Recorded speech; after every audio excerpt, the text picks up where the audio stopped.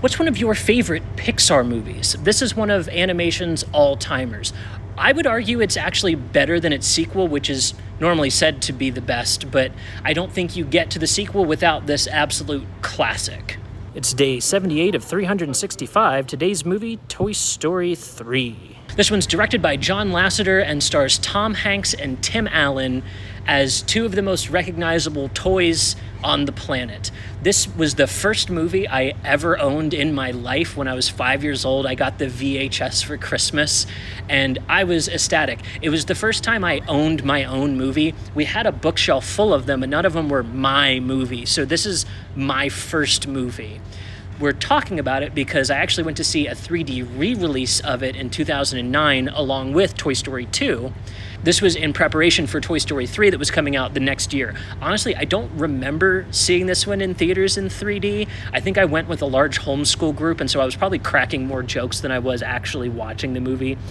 But I'm never mad for a reason to revisit Toy Story. This is almost a perfect movie, if you ask me. This one's a masterclass in not wasting a single line, frame, or beat. The amount of things that they accomplish in this movie is fantastic and honestly impressive. It's honestly downright surgical for what it's able to do. So let's just jump into it and talk about my three favorite things about Toy Story. The first thing I love about this movie is how the fuck did they get this much story packed into 80 minutes? There are 8 different locations: Andy's house, Sid's house, a third house for Christmas, the interior of a car, the interior of a truck, a whole ass arcade, the interior of the Pizza Planet truck. We are just knocking off locations with a huge cast as well. Outside of Woody and Buzz, we have 2 houses worth of toys that we will meet and have entire sequences with. And they packed all of this into 80 minutes. Pixar was on one when they made this. I don't think they've made anything this tight since, except for maybe Up, which we already just talked about in this series. I really think this was them at their absolute peak A game.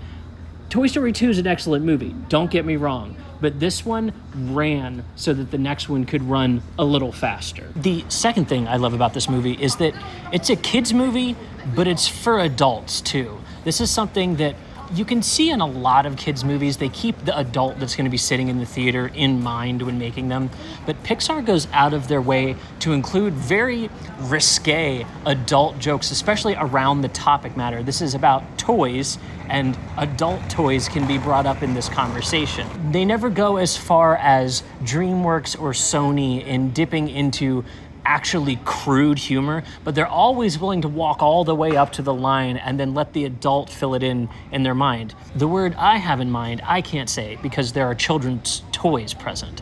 That line in and of itself just lets you know exactly where Woody's mind has been, and also weirdly gives a little lore or backstory. Maybe Woody got left in the mom's room at some point and has overheard adult conversations in ways that Andy's just not tracking.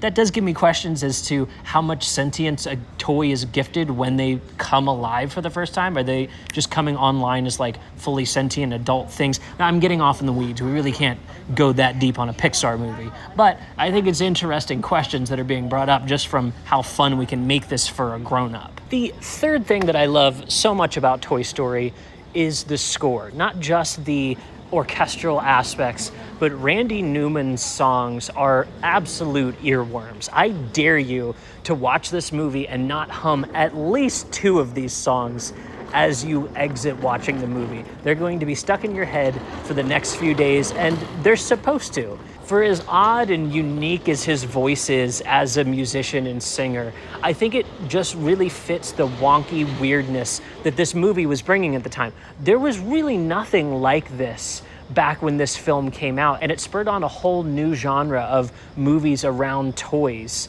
in a way that like even Hasbro hasn't been able to tap into. The Transformers movies are cool because it's giant robots in our world, a representation of the story within the toys, but a movie centered around Transformer toys would be just as cool, Hasbro. You guys could pull this off as a live-action Toy Story if you were brave enough. We're going to keep the animation train rolling with our next movie. We're talking about Cloudy with a Chance of Meatballs next. And as always, I'll see you tomorrow.